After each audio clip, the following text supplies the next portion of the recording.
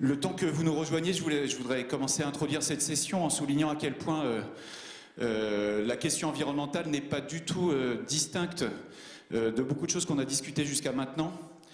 En particulier parce que dans beaucoup des travaux qu'on voit aujourd'hui sur la question climatique, et en particulier ceux que nous avons coordonnés à l'IDRI autour de la question des trajectoires de décarbonation à long terme, la question environnementale et climatique, c'est une question de transformation structurelle de l'économie pour aller vers des secteurs moins intensifs en carbone. Et on est bien sur des questions de transformation structurelle depuis l'introduction de José Luis Ocampo ce matin. Et la question de la diversification des économies dépendantes aux ressources naturelles est typiquement tout à fait au cœur à la fois des questions de sentiers de développement pour la croissance durable et aussi pour des questions de décarbonation de l'économie. Je voulais souligner aussi que ça me paraît tout à fait judicieux que la FERDI, que je remercie beaucoup de nous avoir associés à cette conférence, ça me paraît tout à fait judicieux de poser des questions environnementales en lien avec des politiques macroéconomiques.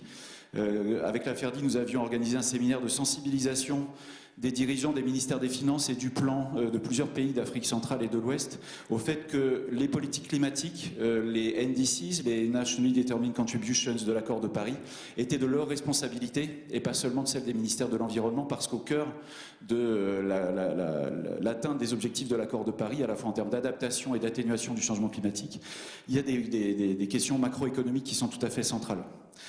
Et je veux juste souligner qu'un des exemples de ce que je viens de dire, c'est que dans les travaux qu'on a menés avec des équipes de l'Université du Cap en Afrique du Sud, la question de sentiers de développement qui les préoccupe, c'est de sortir de la dépendance au secteur minier, et que s'ils arrivent à la résoudre, ça sera très bon pour leurs objectifs climatiques. Et donc on est bien au cœur de cette association-là. Alors, je voulais juste souligner aussi que j'ai entendu ce matin des éléments très importants sur la question des politiques de change, à la fois sur la manière dont elle permet suffisamment de stabilité pour des investissements de long terme qui sont exactement ceux dont on a besoin en matière de décarbonation de l'économie. Mais il y a aussi des questions de quels sont les signaux qu'on peut envoyer avec une politique de change plus active pour essayer de sortir d'un type d'investissement qui serait des investissements moins favorables à la décarbonation de l'économie ou à l'environnement. Et je pense qu'on va revenir dans cette session de manière assez précise sur la question de la nature des secteurs, parce que si on a bien entendu que la diversification vers des secteurs plus intensifs en connaissances, ça a l'air positif en général, à la fois pour la croissance durable et la réduction des inégalités, tout comme les questions environnementales, ça dépend quand même pas mal de la nature et du contenu de ces différents secteurs. Et je crois que la place des énergies fossiles dans les trajectoires de développement est particulièrement quelque chose d'important aussi à discuter. Patrick Guillemont l'avait dit en début de journée, la littérature sur ces sujets est pas très foisonnante. On a la chance d'avoir comme présentation introductive le professeur Jean-Louis Arcan, directeur du département d'économie à l'Institut des études internationales et développement à Genève, senior fellow de la FERDI. Jean-Louis qui a co-signé avec Patrick et Sylviane un des papiers qui parle de politique de change et d'impact environnemental, notamment sur les questions de déforestation. Et donc c'est vers lui qu'on se tournera en premier. Merci beaucoup Jean-Louis d'être avec nous.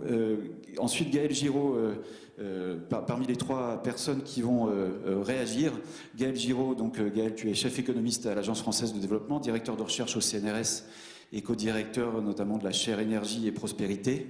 Et il me semble que, vu les travaux que tu développes sur des modélisations qui permettent de conjoindre macroéconomie et transition écologique et réflexion sur les limites environnementales de la croissance, c'est tout à fait intéressant de voir comment tu vois, toi, le champ de ce qu'on sait et le champ de ce qui reste encore à travailler sur l'articulation entre ces politiques macroéconomiques et la transition écologique. Nous avons aussi en vidéo, si je ne me trompe pas, où nous aurons la professeure Thierry de l'Université de Sherbrooke, du département d'économie de Sherbrooke, qui a travaillé aussi à la Banque mondiale et au Programme des Nations Unies pour l'environnement, et dont la thèse au CERDI était précisément sur le lien entre environnement et processus de croissance économique à long terme en Chine. Et donc l'exemple asiatique dont on parlait tout à l'heure, comment est-ce que la question environnementale a été traitée dans ce cas-là, c'est tout à fait important. Enfin, nous avons aussi... pardon, je m'excuse. Monsieur Roland Podar, qui sera représenté par Andrew Burke. C'est ça ce que... Merci beaucoup Andrew d'avoir accepté de remplacer au pied levé Roland Koenig Podar pour donner votre point de vue aussi. Alors, j'allais dire le point de vue du FMI, je pense que c'est votre point de vue personnel sur ces questions. Jean-Louis Arcan, je vous propose de présenter.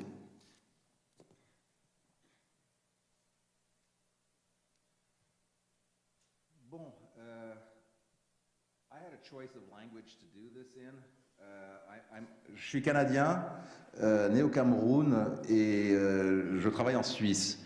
Donc là, c'est par choix. The slides are going to be in English et la présentation sera en français. D'accord. Donc voilà. J'espère satisfaire tout le monde dans la salle. Les slides seront un tout petit peu plus geek. Et la présentation en français sera un peu plus soft. Non, ça marche pas. Non, ça peut pas marcher ici. Et l'autre raison, c'est si jamais vous avez des questions dans la salle, on n'aura pas le temps. Mais tout ceci est fait en markdown. Donc vous voulez qu'on essaie des autres spécifications économétriques, je peux vous faire ça en live. Tout ce qui est sur ces slides. C'est un animal vivant. Ce qui est bien quand on parle de l'environnement. Il faut juste revenir une page en arrière. C'est avec... voilà, merci. Encore une. Voilà, parfait. Donc, il y a une littérature énorme, pardonnez l'anglicisme de mon canadien, il y a une littérature énorme sur les déterminants des émissions de CO2 dans toutes sortes de domaines différents. Et ce qui est assez surprenant, c'est qu'il n'y a pratiquement rien, ou rien, sur l'effet de la politique de change sur les questions climatiques. Ici, on va s'attarder sur les questions d'émissions de CO2. Dans un certain sens, comme le président de session a indiqué, la seule exception avec laquelle d'ailleurs on est très familier, et tout ceci c'est du travail co-signé avec Patrick Guillaumont et Sylviane Guillaumont-Jeannet. Et d'ailleurs aussi, je voulais vraiment remercier les hôtes, cette maison de la Banque de France. Moi je suis un pauvre microéconomiste du développement, donc ça ici je suis dans une arène qui m'est normalement complètement inconnue, c'est le monde macro. Et je voulais juste vous dire combien vous me faites sentir chez moi. J'ai un ancien compagnon d'école, genre de classe à MIT, Andy Berg, qui est là-bas. J'ai une alumna distinguée de mon institut à Genève, ici.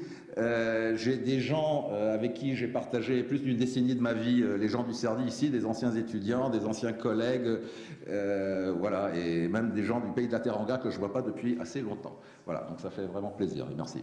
Merci à la Banque de France. Donc, notre papier de 2008 dans le Journal of Development Economics, qui a été très cité, mais j'ai l'impression très peu lu, on pourrait le classifier de classique dans le sens de Solow. Ça, c'est un de mes enseignants à MIT, Bob Solow, et c'est comme ça qu'il définissait un classique en économie, beaucoup cité et jamais lu. C'est un papier qui a un message très très fort. Et ce message, c'est que c'est la dépréciation du taux de change réel dans les pays en développement induit la déforestation. Là, on est en train de parler de déforestation tropicale. Donc ça, c'est le côté absorption du carbone. Et vous allez voir dans les résultats empiriques que je vais vous montrer tout à l'heure, en version hard et en version soft, dans les deux langues, ça va être intégré, mais ce n'est pas le focus du propos ici. Et c'est d'autant plus bizarre, et moi étant un microéconomiste, moi ce qui m'intéresse sont les prix relatifs, et s'il y a un sujet macro dans lequel je peux vraiment mettre mes crocs, c'est bien celui du taux de change effectif réel, parce que finalement, des gens macro parlent d'un prix relatif. Voilà.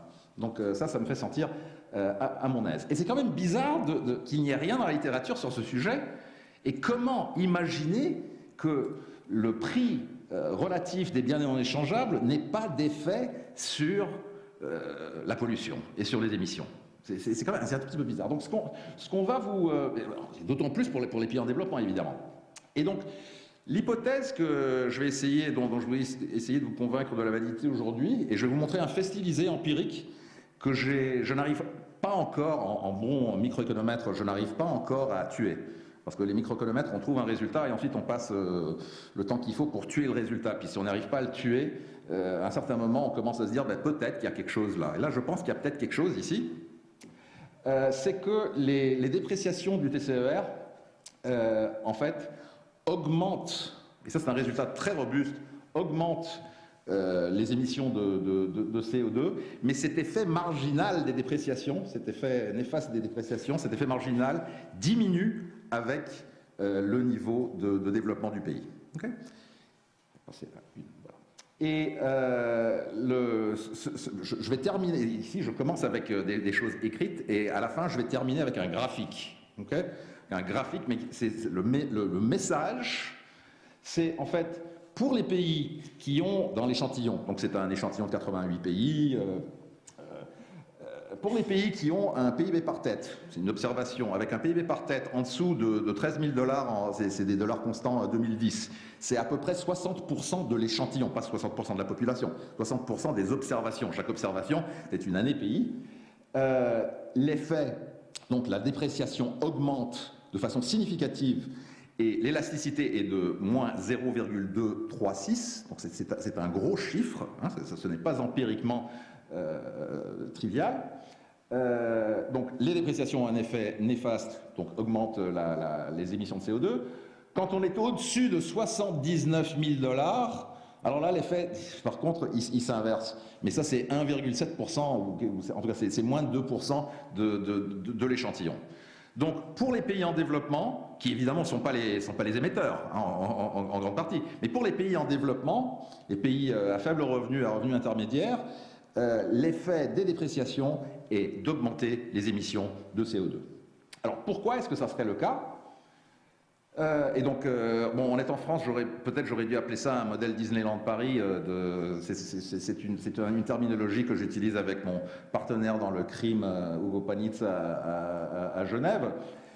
Modèle hyper simple. L'idée en mots, c'est quoi? L'idée, c'est que si on fait l'hypothèse que l'intensité énergétique du secteur des biens échangeables est supérieure à l'intensité énergétique du secteur des biens non échangeables, et supposons que ça soit le cas, hein, vous savez, je veux dire, les économistes ont fait beaucoup de suppositions, donc vous me le permettrez, on va passer à la prochaine. Eh bien, si c'est le cas, et si la part du secteur des biens échangeables diminue avec le TCER, je vous rappelle ici, le TCER ici, c'est le prix relatif des biens non échangeables, eh bien, on va avoir mécaniquement un effet négatif du TCER sur les émissions de CO2, sur l'émission totale de CO2. Une petite parenthèse ici, il y a toute une série d'autres résultats dont je ne vais aucunement parler aujourd'hui, qui concernent l'intensité énergétique. Ici, les résultats que je vais vous présenter, ça va être les émissions en kilotonnes, hein, en log kilotonnes. Nous avons toute une série d'autres résultats, par contre, qui, eux, sont beaucoup plus fragiles en termes de l'intensité, c'est-à-dire kilotonnes par dollar de PIB. Okay, ça, c'est quelque chose qui reste encore à creuser. Donc ça, c'est la première hypothèse empirique qui viendrait de ce petit modèle Mickey. Et ensuite, on peut se dire, encore une fois en mots, que au fur et à mesure que le développement progresse, le différentiel en intensité énergique ou énergétique entre le secteur des biens échangeables et non échangeables, que ce différentiel va baisser. Si ce différentiel baisse, hein, il y a deux autres hypothèses testables. Premièrement, les émissions totales, ou par tête, ça ne changera rien au résultat économétrique final. Les émissions totales seront une fonction décroissante du PIB par tête, hein. Et donc, la troisième hypothèse testable, c'est quand on regarde la dérivée croisée, c'était la première chose dont je vous parlais. La dérivée croisée est positive, ce qui veut dire c'est que les dépréciations augmentent les émissions de CO2, mais au fur et à mesure que le PIB par tête augmente, cet effet néfaste des dépréciations sur les émissions de CO2 va baisser jusqu'à s'annuler quand on devient relativement riche. Okay. Donc, un petit modèle, évidemment, il y a une demi-douzaine d'autres modèles que vous pourriez écrire qui vous donneraient le même résultat. Et Andy Berg, de façon très méchante mais très très juste, m'a dit « Ouais, ben, j'ai l'impression que tu as écrit le modèle. » Mais il me parlait de l'autre papier sur la déforestation. Tu as écrit le papier et plutôt que tu as écrit le modèle pour expliquer le fait empirique. Ben, c'est à peu près vrai. On est quand même des économistes. Mais ça serait utile, je pense, pour la vie future de ce papier aussi, d'avoir vos idées sur d'autres modèles qui pourraient générer ce genre de résultats. Donc, il y a aussi quelque chose qu'il faut garder en tête ici, et c'est que, empiriquement, il y a d'autres choses qui sont en train de se passer. entre autres, il y a l'effet Balassa-Samuelson qui est en train de se passer ici. Et ce que nous avons dans notre... empiriquement, que vous allez voir dans les régressions, dans les graphiques, surtout, je vais juste vous montrer un tableau, hein, vous inquiétez pas, ensuite ça sera des dessins. Donc, ce que nous avons dans notre travail empirique, c'est le taux de change effectif réel. Mais le taux de change effectif réel, il est constitué de deux composantes. Il y a le taux de change d'équilibre, ce qu'on appelle R étoile ici, et puis la sous-évaluation ou la surévaluation qui est le R tilde ici. Donc idéalement, ce que nous voudrions faire, et avec la présentation de Brahim, est-ce qu'il est toujours là, Brahim? Non, Brahim El-Badawi, il est... Ah oui, il est là, voilà, très bien. Voilà, donc ça c'est une façon de le faire, c'est d'essayer d'extraire et de décomposer dans la partie the equilibrium portion and the deviations with respect to the equilibrium. Pour nous, en fait, ce que l'on remarque, c'est que dans la structure du modèle qu'on a ici, ce que ça veut dire, c'est que, en fait, le coefficient qu'on est en train d'estimer, le coefficient est par définition biaisé par rapport au vrai coefficient que nous voudrions estimer. D'accord? Donc ça, c'est à garder en tête. Et ce biais, a priori, du coefficient que nous estimons, le chiffre que je vais vous donner tout à l'heure, ce chiffre de 0,36 comme l'élasticité carbone du taux de change effectif réel, ce chiffre, ce biais, par contre, lui, pourrait augmenter avec le niveau de développement. Alors, les variables que nous allons utiliser, surtout ici, bon, c'est des choses que vous connaissez. Le CO2 sera en kilotonnes. On va contrôler aussi dans le travail empirique pour l'importance, ça c'est du cross-country, hein, ici c'est 88 pays, observés pour une moyenne de 21 ans. On a tout le côté forêt, évidemment, sur l'absorption du carbone, et le taux de change effectif réel, donc encore une fois, c'est le prix relatif des biens non échangeables, c'est un indice qui est égal à 100 en 2010 ici. Alors, ça, c'est l'évolution. Alors, je vous montre ces dessins de l'évolution dans tout l'échantillon des émissions carbone. Okay, c'est une échelle logarithmique sur l'axe vertical.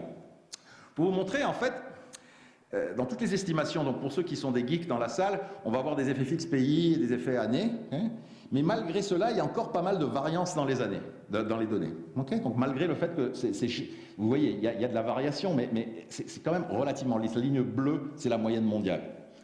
Prochain graphique. Par contre, pour le TCER, comme vous pouvez voir, il y a énormément de variations. Énormément de variations. C'est très joli, évidemment, avec ce... Mais disons-le. Ce qui est beau dans le graphique, c'est le fait que c'est 2010. Hein, c'est parce que l'indice est normalisé à 100 en 2010. Mais comme vous voyez, il y a énormément de variances. Et ce qui m'a quand même assez surpris, c'est que même en mettant les effets fixes pays et les effets fixes années, cette variance, elle reste. Et on réussit à identifier encore beaucoup de choses. Je voulais vous montrer ce graphique pour revenir sur un point important. C'était juste, si vous regardez le histogramme qui est en bas à droite, ça c'est le PIB par tête, en milliers de dollars. La ligne rouge à gauche, ben, les pays qui sont à gauche de cette ligne rouge de gauche, ça c'est les pays où les dépréciations augmentent les émissions de CO2. C'est ce qu'on va trouver plus tard. À droite, non pas encore, pardon, non c'est pas grave. La ligne à droite, les pays qui sont à droite de la ligne rouge à droite, ça c'est les pays pour lesquels les dépréciations diminuent. Et vous voyez, il reste absolument rien. En fait, c'est là où j'habite en grande partie, c'est la Suisse. Suisse, Luxembourg, voilà, des pays pauvres comme ça. Maintenant, on peut y passer. Quand vous regardez les données, ça c'est purement un scatterplot complètement bivarié entre le taux de change effectif réel, comme avant, mais exprimé en log, et les émissions de CO2 en log. Ça, on contrôle pour rien ici. Hein, ça, c'est les données absolument crues. Ce que vous voyez, c'est qu'il y a une pente descendante qui est d'ailleurs assez bien estimée. Et si on passe outre cela, ça, c'est une estimation semi-paramétrique. Donc, en fait, on va contrôler, encore une fois, pour les geeks qui sont dans la salle, on contrôle pour les effets fixes pays, on contrôle pour les années, on contrôle pour tous les covariés dont je vous ai parlé auparavant. Et là, ce que vous commencez à voir, c'est qu'à part des choses bizarres qui se passent pour des TCER qui sont très très faibles, la relation est fortement négative, elle est fortement négative et estimée relativement précisément. Donc ça ne met aucune structure sur les données. Donc maintenant, on va faire quelque chose de plus conventionnel. On va passer à une estimation, en fait, tout simplement une approximation linéaire de cette relation. Et ce que je voudrais vous montrer, ça c'est le chiffre que je vous donnais avant.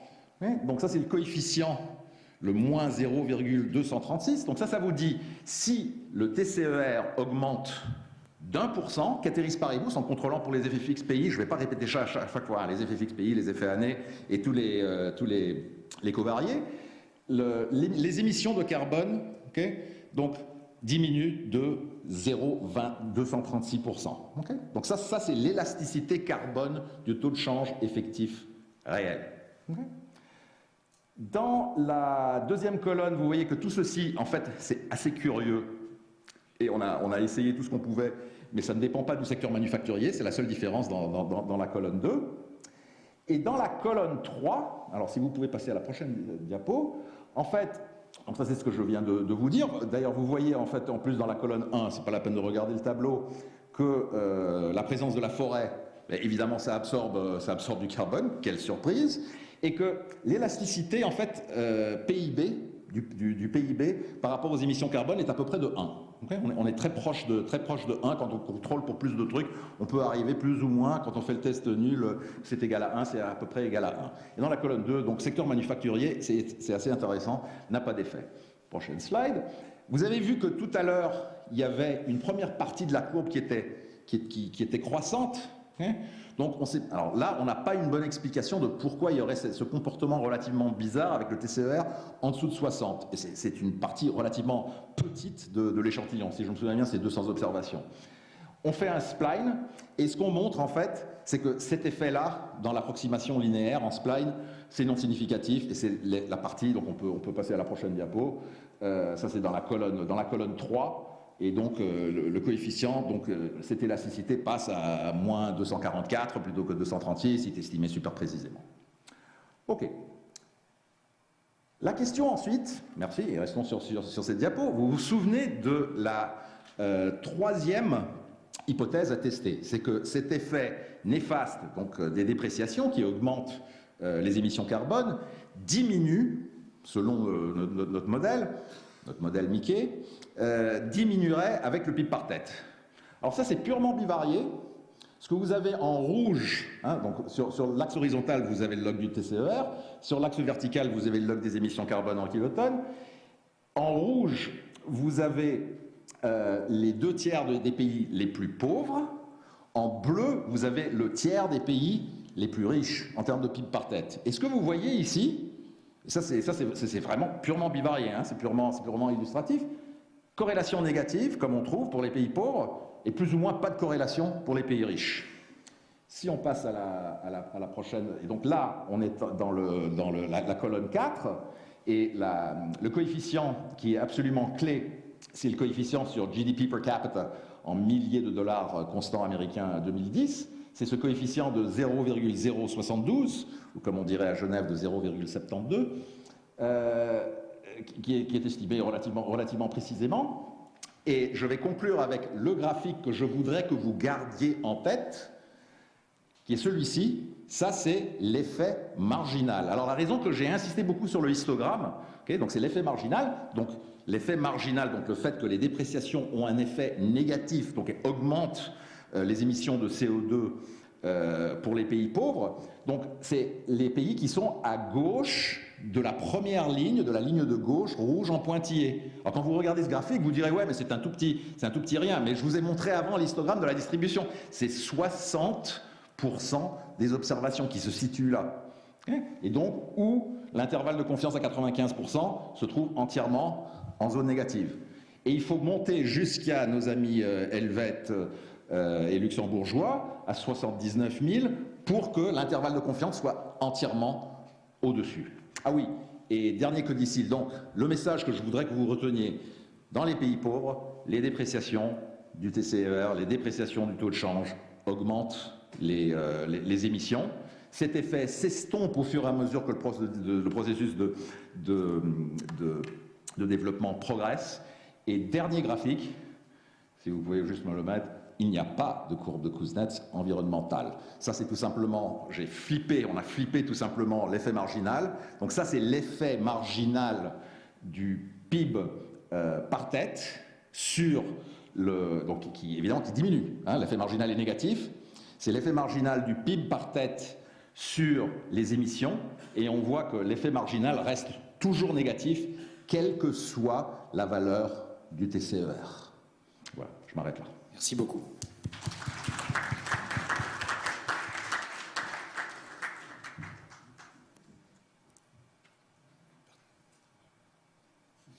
Merci beaucoup, professeur Arcan. Gaël, je te propose de réagir. Pour qu'on tienne les délais, il faudrait que vous teniez en moins de 10 minutes chacun. Donc si tu peux tenir en moins de 10 minutes. Oui, si tu veux.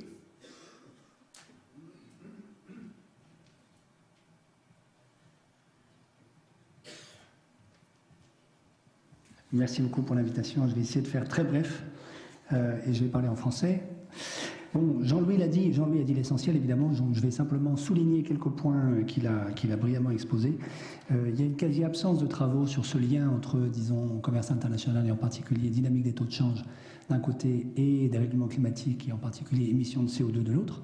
Donc je crois que c'est particulièrement bienvenu à la fois qu'on ait cette session qui est cet article qui vient d'être présenté et puis l'article de 2009 de Patrick, Sylviane et Jean-Louis.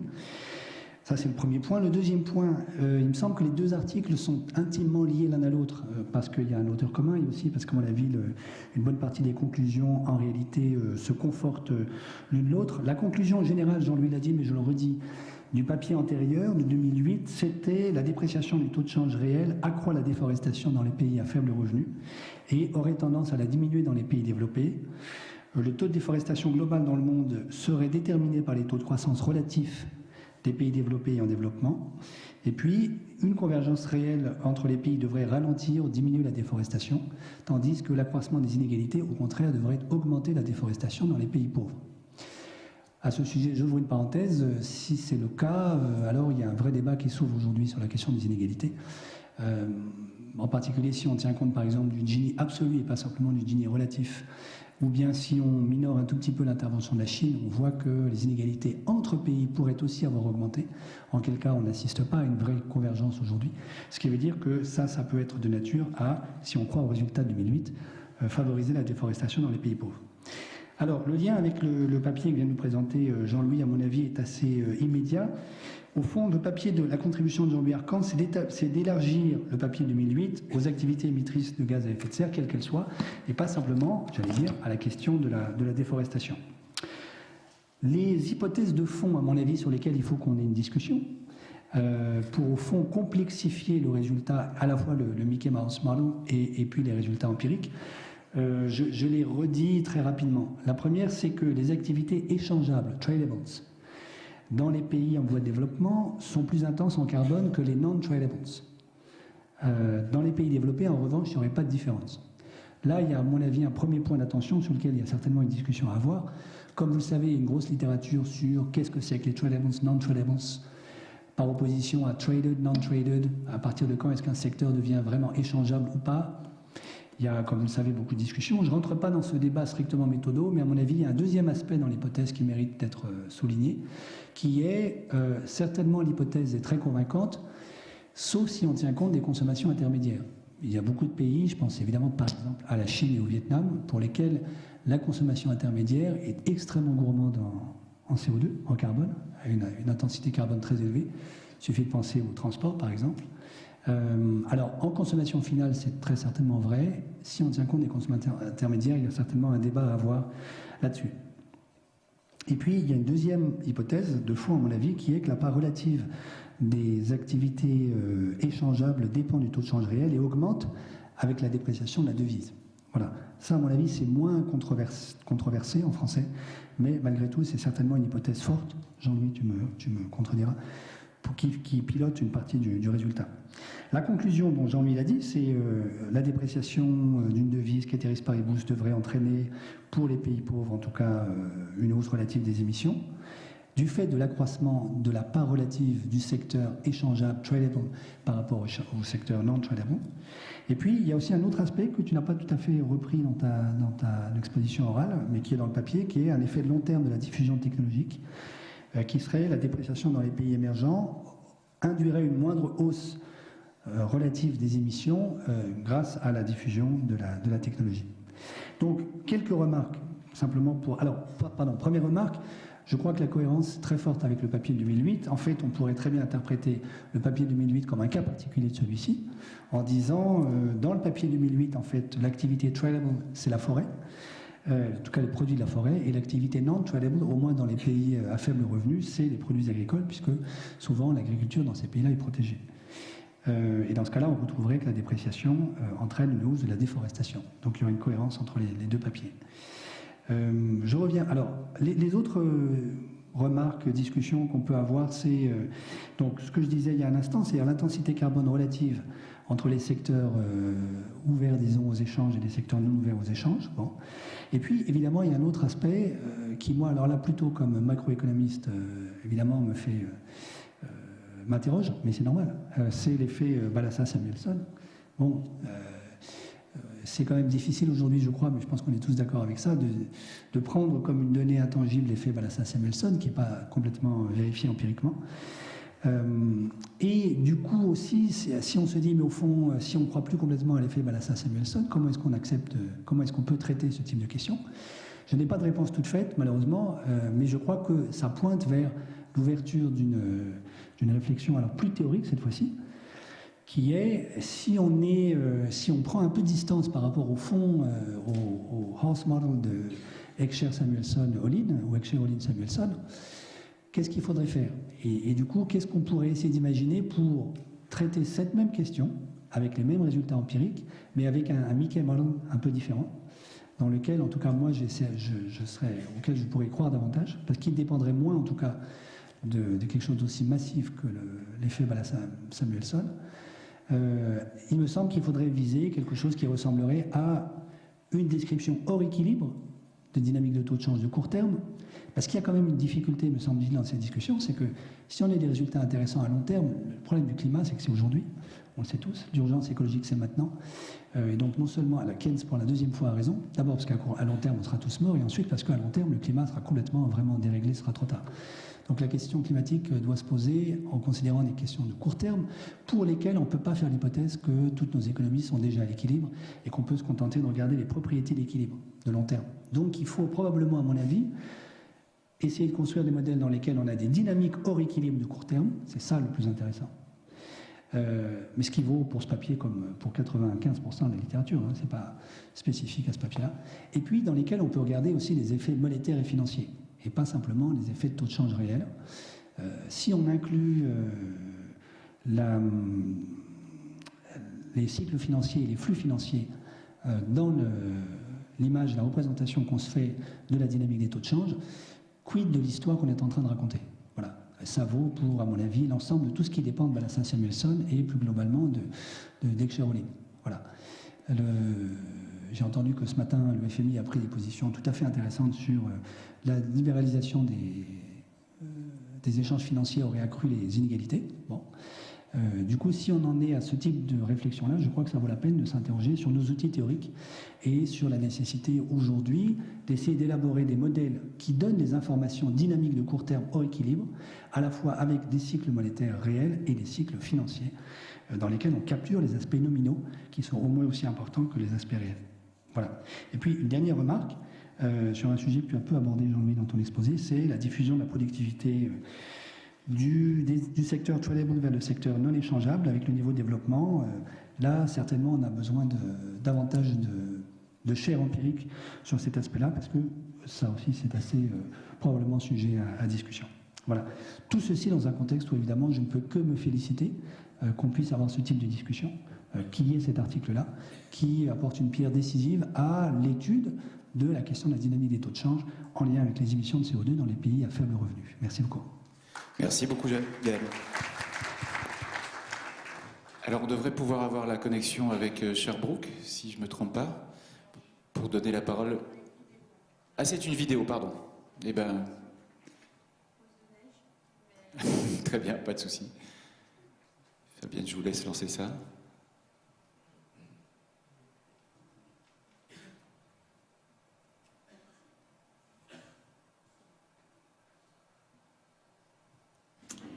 Bonjour, d'abord merci de m'avoir invité pour commenter ce papier très intéressant. J'ai eu beaucoup de plaisir pour le lire et puis je vais essayer de mon mieux pour faire des commentaires pertinents. Donc en fait, on va d'abord faire un résumé de cet article-là. Cet article essentiellement regarder le lien, l'impact de taux de change sur l'émission de gaz de carbone par tête. Essentiellement, en fait, leur discussion est sur la dynamique de cette relation à travers ces trois composants comme j'ai illustré ici. Donc en fait, la relation de E' par rapport à R' dépend tout d'abord le niveau de croissance économique Y et le cap de l'intensité d'émission entre les biens échangeables AT et le bien non échangeable AN, qui est supposé aussi être décroissante avec la croissance économique, et puis à la fin, le fameux facteur K, que je vais revenir là-dessus. Si le K est supposé être inférieur, comme proposé au début du modèle, on pourrait très bien avoir à court terme une sorte de relation entre le E' et puis le R' illustrée par une courbe de forme de U que j'ai illustrée ici en couleur grise. Donc en fait, bien que la discussion du papier est essentiellement sur la partie de courbe qui se trouve au-dessus de l'axe horizontal Y, mais ce qu'on voit, c'est que avec la croissance économique, à un moment précis, il y a forcément un moment, cette économie va avoir une relation de E' sur R' qui soit positive. Donc en fait, à mon avis, nous devons avoir peut-être en fait deux discussions. D'abord sur la période où la dépréciation de taux de change réel pour entraîner une augmentation des émissions, et puis par la suite, la dépréciation de taux de change réel entraîne une diminution de émissions. Et puis, on peut aussi savoir que finalement, en fait, cette relation dépend de l'ampleur de K. Donc, K est négatif, mais si la valeur absolue de K augmente, on peut voir que cette courbe de U va se déplacer vers le haut. Si le K est plus petit, donc en fait, cette courbe de U va déplacer vers le bas. Donc ceci va changer le moment quand cette courbe touche l'axe horizontal qui change en effet au moment où la relation de E par rapport à R change le signe. Et puis dans la discussion des auteurs, on a compris qu'étant donné qu'on ne peut pas observer le taux de change réel à travers les données statistiques, donc en fait ce qu'on utilise comme calcul de taux de change réel, en effet c'est le taux de change réel équilibré plus le taux de change, déviation de ce taux de change réel. Donc ainsi, leur démarche mathématique, si on veut le exprimer sur cette graphique, sera qu'à long terme, la modification de relation de E' par rapport à R' va compresser la courbe de cette forme U vers la gauche. Donc en fait ici, je propose d'utiliser cette courbe rouge pour les montrer. Donc en fait, vous pouvez voir en suivant la dynamique de croissance économique qui est peut-être plus rapide dans certains pays mais plus lente dans d'autres pays, on devrait peut-être en fait attendre que la relation de E' par rapport à R' se compresse vers la gauche par par une très grande intervalle ou par une très petite intervalle. Donc en fait tout ceci dépend de la dynamique de croissance économique mais continue à croître. Donc en fait le point d'intersection de cette courbe U avec l'axe Y va forcément se produire à un moment plus tôt. Donc en fait personnellement je pense que la discussion sur la partie à droite où la dépréciation peut aussi amener une amélioration de l'environnement et reste un élément à discuter.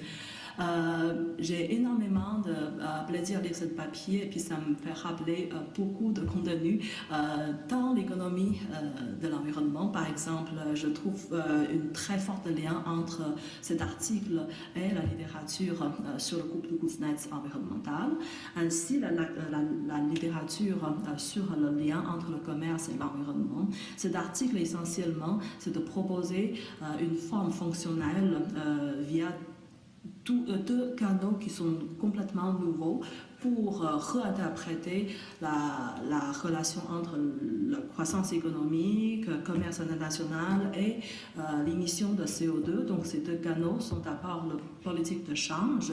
Je pense en fait la seule papier qui a discuté cette relation entre relation politique de change et puis l'environnement, c'est le papier sur le taux de change réel et la déforestation. Un autre canal est la compétitivité des biens échangeables. Vous n'avez pas trouvé des résultats empiriques qui prouvent la courbe de Kuznets environnementale, qui est selon moi pas une surprise, parce que dès le début, 1990, quand on commence à explorer la notion de courbe de Kuznets environnementale, et puis en termes de modèle théorique, ce papier en effet donne une nouvelle explication théorique sur l'hypothèse d'arbre de pollution des pays de partenaires commerciaux nord-sud, et en particulier pour les pays les plus pauvres. Ceci peut être en fait expliquer pourquoi la discussion des auteurs sont essentiellement sur la partie gauche de cette courbe de U que j'ai illustrée tantôt. Donc, en fait, mes commentaires sont mélangés avec des questions. La première, c'est que l'ampleur de ce canal qui relie la politique de change avec l'environnement, car dans la littérature de commerce à l'environnement, souvent la conclusion qu'on observe dans beaucoup de papiers, c'est que le rôle de commerce sur l'environnement reste relativement faible. Donc, en fait, étant donné que ce papier discute comment le taux de change peut amener un changement dans la structure de commerce ainsi sur l'environnement. Donc une question, selon moi, pertinente à répondre est quelle sera l'ampleur de cet impact, et puis si on peut non seulement illustrer par cette relation en dérivé, mais également sur l'ampleur de cette relation. Ça va être quelque chose de très pertinent. La deuxième chose à discuter, c'est sur la pertinence de distinguer une économie par le secteur de biens échangeables par rapport au secteur des biens non échangeables. Parce que si on observe dans cette étude-là que le taux de change vont avoir un impact de plus en plus faible sur l'environnement avec la croissance économique, cette logique pourrait être très bien expliquée par la croissance économique qui peut entraîner une structure de l'économie qui devient de plus en plus mature et puis de plus en plus complet. Donc en fait, d'où vient la pertinence ou d'où vient l'importance de distinguer les biens échangeables par rapport à biens non échangeables. Associé avec cette question-là, on pourrait très bien imaginer où en fait l'échangeabilité des biens soit expliquée par leur coût de transport. Donc en fait, si dans ces cas-là, les biens échangeables sont souvent des biens légers, footloose, qui sont faciles à transporter. Les biens non échangeables pourraient être considérés comme des biens lourds. Bien que Etherington, en 2015, ont prouvé l'hypothèse d'arbre de pollution qui soit pertinent pour les biens footloose, mais nous ne devons pas oublier que certains biens le moins footloose, qui présentent un coût de transport très élevé, sont souvent aussi des biens très intensifs en gaz de carbone. Le meilleur exemple, ce sera le ciment. Donc, en fait, le ciment fait partie des biens les plus lourds à transporter, où en fait l'intensité de gaz de carbone est le plus élevée dans l'échelle de produits actuellement exportés. Et puis à la fin, bien certainement, en fait, c'est important de voir comment interpréter le cas, car le K est le clé de ce modèle-là.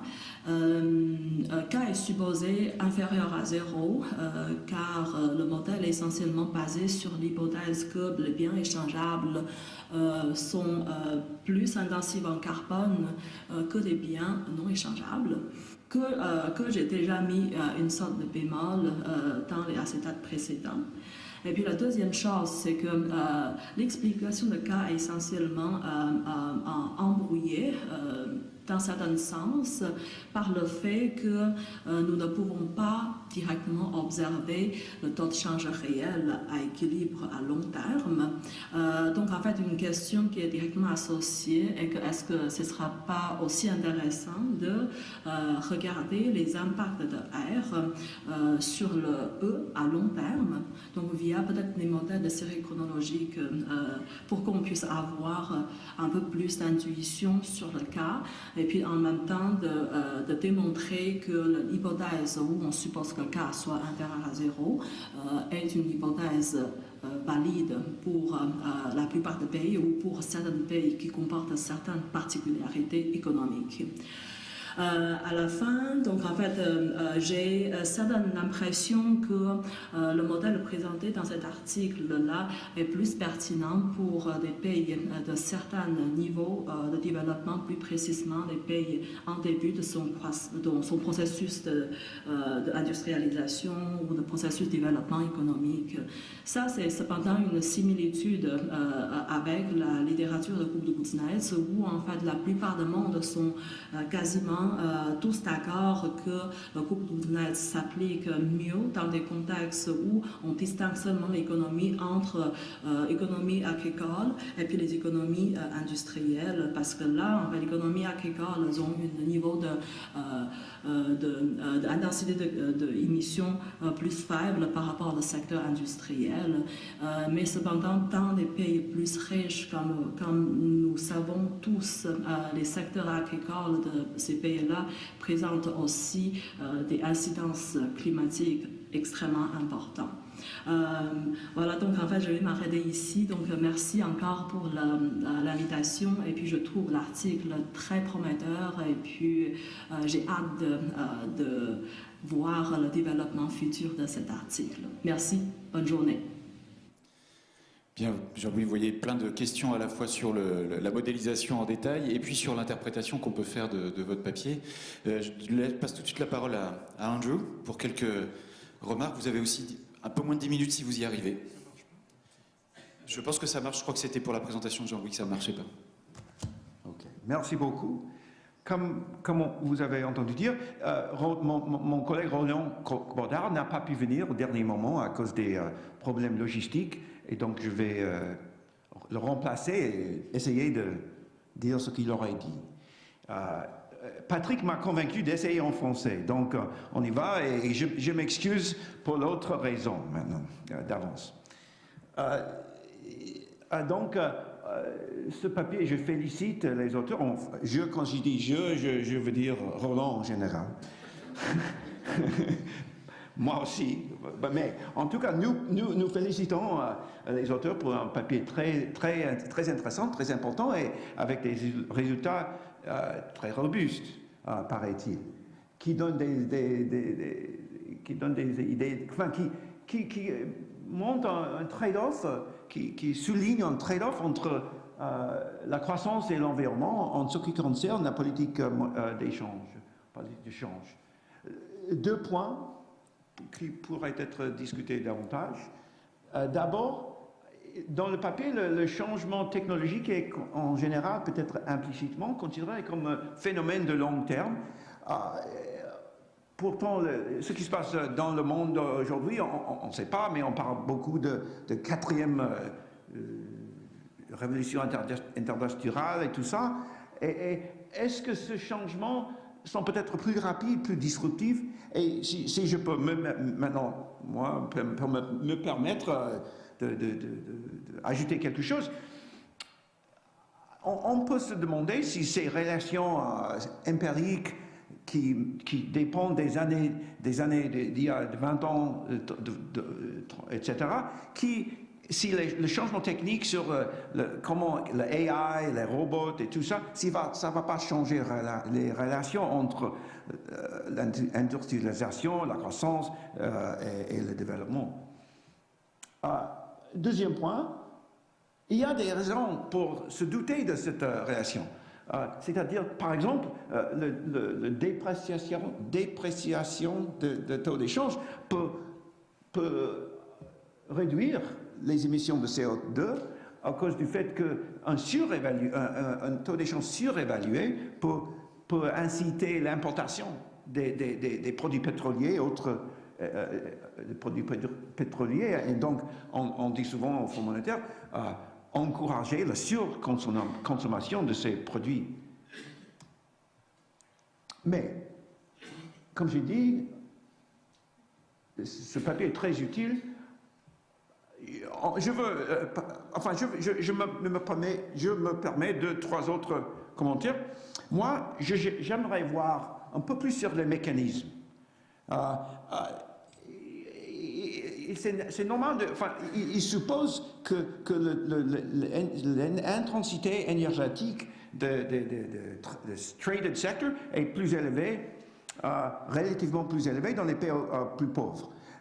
Autre théorie qui, pour moi, serait plus possible de regarder les données, et que l'intensité énergétique des exports dépend du niveau de développement.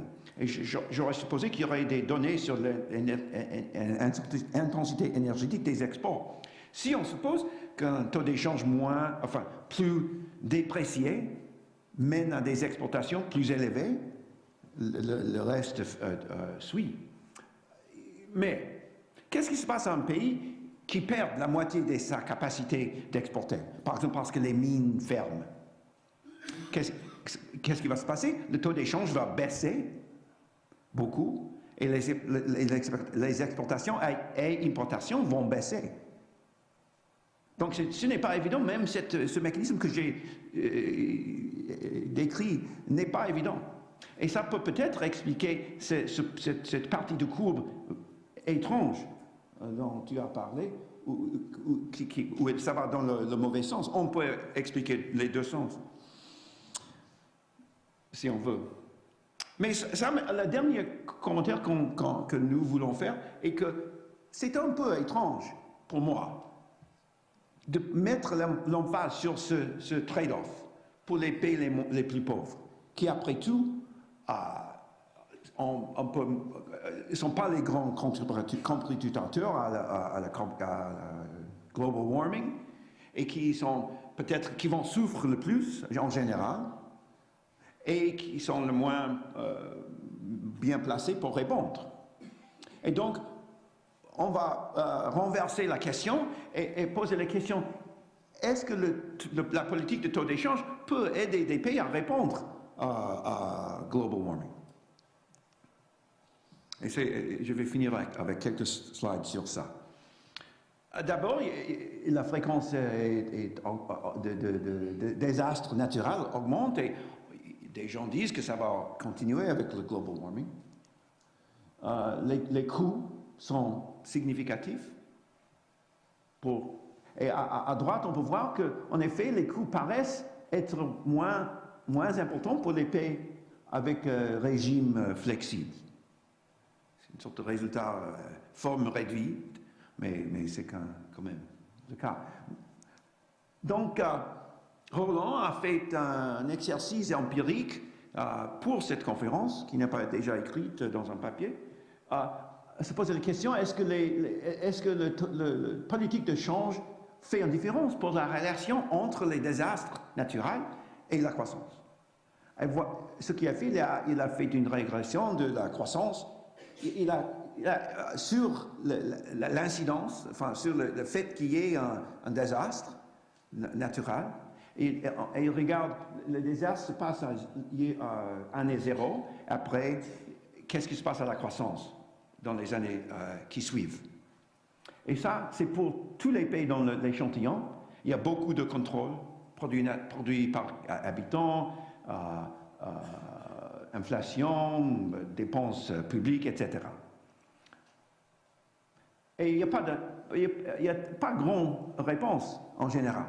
Alors, bien sûr que qu'est-ce qui se passe quand le désastre détruit le capital d'une économie, cet effet direct négatif ne paraît pas souvent dans les chiffres du produit national brut.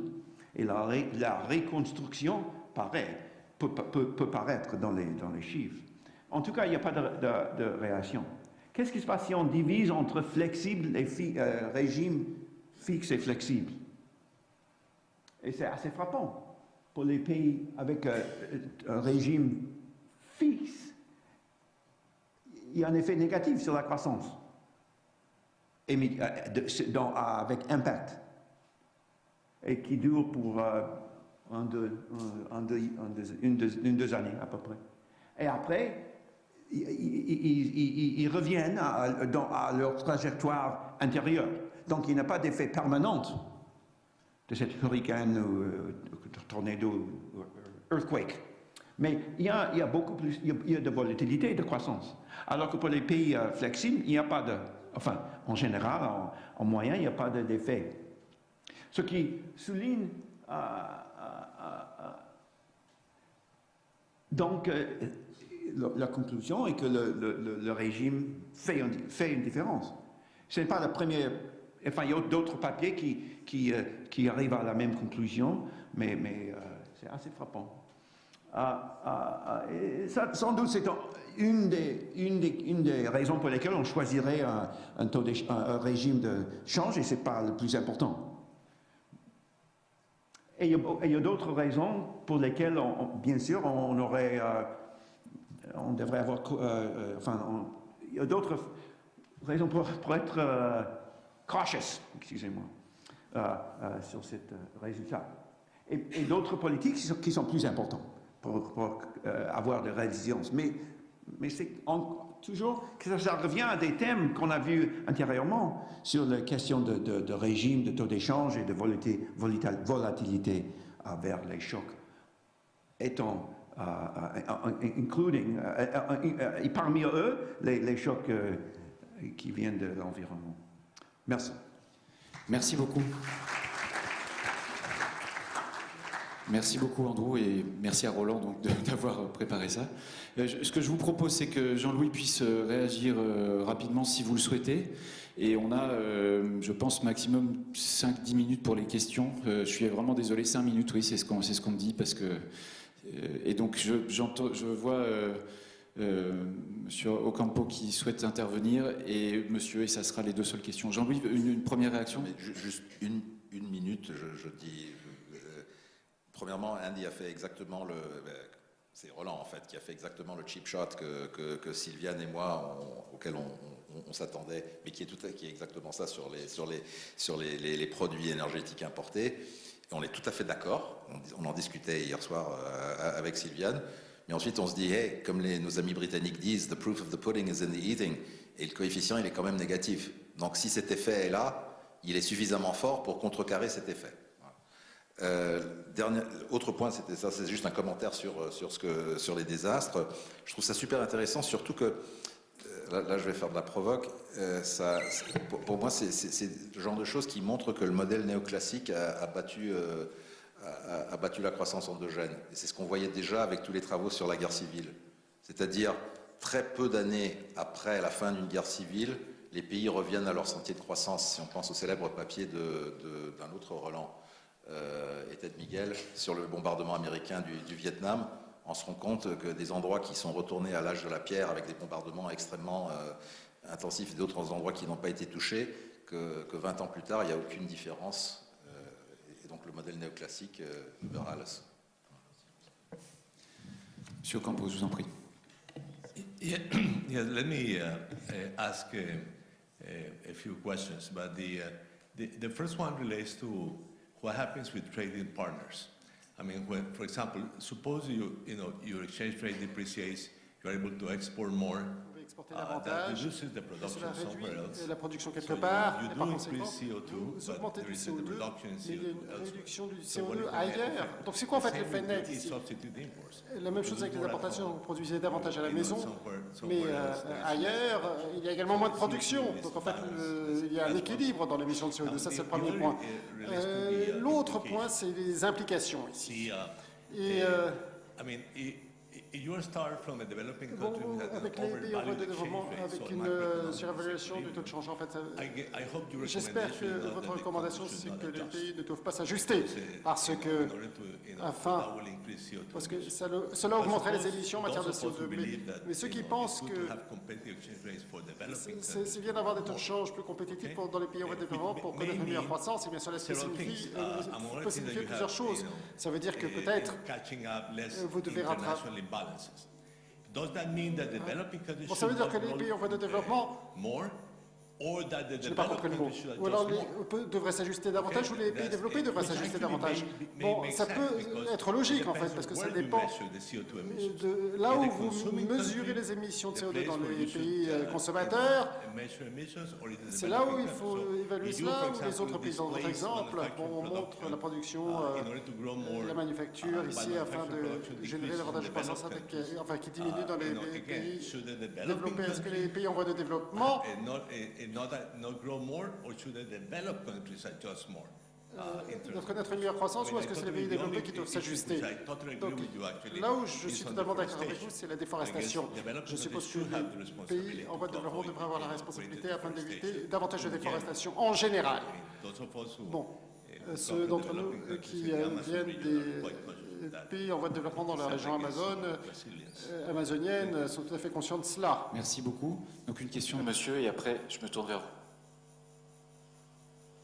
Oui. Bertrand Séné. En fait, quand on parle de taux de change, on se focalise essentiellement sur la question des prix à l'importation, à l'exportation. Et ça me semble assez dangereux, en fait, cette vision des choses. Pourquoi? Parce que notre préoccupation première, maintenant, ça devrait être l'impact de toutes nos actions sur l'environnement, sur le climat, sur les ressources, sur la biodiversité. Et je pense qu'on devrait vraiment, pour tous les pays du monde, avoir les moyens d'investir massivement dans tout ce qui va être le plus écologique possible. Et donc, de ce fait, les pays, je pense qu'ils ne devraient pas être dépendants de capitaux étrangers, notamment. Et il faudrait absolument qu'ils aient la capacité de créer localement la monnaie dont ils ont besoin pour réaliser l'économie la plus durable possible.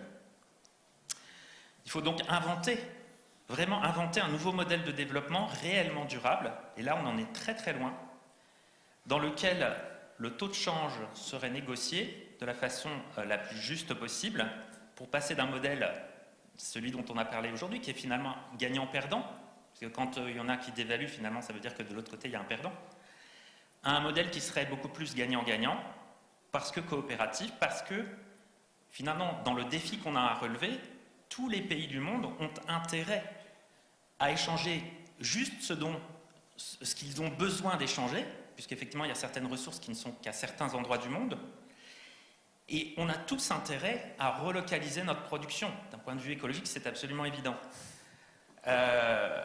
Et on a donc intérêt aussi à ce que tous les pays du monde connaissent un développement qui soit à la fois durable et où il y ait le moins d'inégalités possible. Et donc je pense que, juste pour conclure, ce qui me paraît important, c'est qu'on ne se focalise pas suffisamment sur la question du financement, qui est en fait la question la plus importante, et non pas la question du prix. Merci pour cette dernière remarque qui relie ce que vous venez de dire à la question de la journée. Je vais vous laisser la parole peut-être... non, Andrew. Alors, les questions sur les conclusions qu'on peut tirer de cet article sur ce que doivent faire les pays. Je pense que les questions de M. Ocampo étaient beaucoup sur cette discussion-là. Jean-Louis, je vous propose de réagir. Look, I'll answer you in English. I'm not going to fight with you over who has the responsibility to adjust, because I know I've lost. Qui est responsable de s'ajuster ici, parce que j'ai perdu d'avance. No, I mean, as a Cameroonian, En tant que Camerounien, je suis au Cameroun, je suis tout à fait d'accord avec vous. Bon, j'ai fait le contrefactuel ici. En fait, il y a suffisamment d'asymétrie entre la dépréciation et l'appréciation en ce qui concerne l'effet net. Oui, on verra une augmentation ici, et c'est quelque chose... Voilà, en fait, j'ai travaillé là-dessus à 2h du matin avec Patrick Silva, on en a parlé de cela hier, et c'était le contrefactuel. J'aurais voulu avoir une bonne image qui aurait pu être une réponse à votre question maintenant par rapport aux efforts. Je ne sais pas si Patrick veut intervenir, parce que vous savez, je tiens le micro seulement, mais lui, vraiment, c'est lui qui tient les ficelles. Avec la permission du président, ça serait bien si Patrick... C'est difficile de couper la parole à Patrick. Non, je ne veux pas, juste étant interpellé, je voudrais juste faire écho à deux remarques d'Andy. L'une qui est quasiment philosophique, c'est-à-dire la question que nous avons tous à l'esprit, c'est que les pays à faible revenu ne sont pas les principaux émetteurs de CO2, bien sûr. Mais dans l'accord de Paris, on demande à tous les pays de s'engager dans une transition énergétique et d'aller vers le zéro émission. Et pour les pays à faible revenu, c'est particulièrement coûteux. Donc, il faut considérer tous les éléments de ce coût, dont la politique de change est un élément. Je crois qu'on ne peut pas en faire abstraction dans une politique de développement durable. Ça, c'est une question, même s'ils ne sont pas les principaux émetteurs. Il y a un argument qui est très important qu'a évoqué Andy et Roland Podar à travers lui, c'est les innovations technologiques. Et comme notre hypothèse est qu'il y a une intensité en carbone différente entre les échangeables et les non échangeables, ces progrès technologiques vont faire que des secteurs qui n'étaient pas échangeables le deviennent, notamment les services. Et ces services sont d'une façon ou de l'autre et indirectement assez intenses en capital et en énergie. Et les services qui se développent de façon échangeable en Afrique maintenant passent dans le secteur des échangeables, mais aussi sont des services émetteurs de carbone. Voilà. Alors il y a, quant à Balassa, je crois que Gaël a eu raison de poser la question. Ce qui est dans le... c'est très sommaire, c'est un modèle très, très rustre qui a été présenté par Jean-Louis. Et je trouve que c'est... l'effet Balassa vient un peu comme une explication du biais de l'estimation économétrique. Et simplement, ce n'est pas une adhésion à tous les mécanismes internes de l'effet Balassa-Samuelson, c'est simplement prendre en compte la relation existante entre le taux de change réel tel qu'on le mesure et le niveau de produit par tête. Merci beaucoup. Je m'excuse, il faut que je clôture cette session. Merci Patrick aussi pour cette conclusion. Merci à tous les intervenants et à Andrew en particulier d'avoir to have jumped in avec autant d'efficacité et en français. Une pause de 5 minutes, c'est ça? Je suis désolé, j'ai déjà réduit de 10, mais merci beaucoup.